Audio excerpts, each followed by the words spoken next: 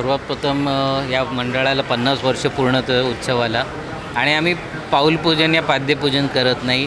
आपण मूर्ती स्थापना करूनच पूजा करतो, परंतु ज्या वास्तूमध्ये गणपती बाप्पाचं विराजमान होणार आहे त्या वास्तूचं पूजन जरुरी आहे. जिथे बाप्पा बसणार आहे ते वास्तुपूजनाचा आज कार्यक्रम पण आहे. इथून श्री गणेश उत्सवाचं सुरू करत आहोत. यावर्षी 50वे वर्ष आहे.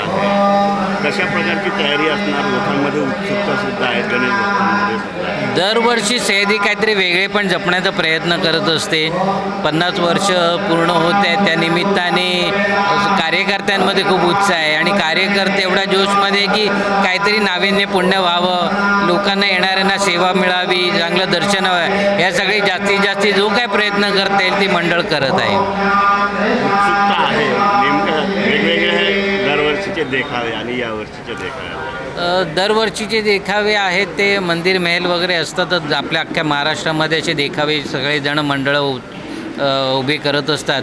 यावेळेस आपण मुलांसाठी काहीतरी करण्याची इच्छा आहे, कारण मुलांना काही पार्क आणि काही अवेलेबल नाही आहे जिथे मुलं जातील आणि बाप्पाशी कनेक्ट करण्यासाठी मंदिरात जास्तीत जास्त आताच्या तरुण पिढीचा सहभाग असावा.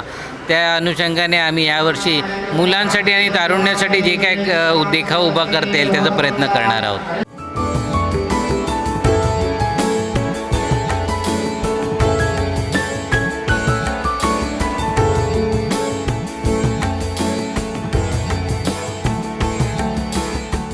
CEN न्यूज, देश प्रदेश की ताज़ा तरीन खबरों के लिए CEN न्यूज को सब्सक्राइब करें और रहें पल पल की खबर से हर पल बाखबर.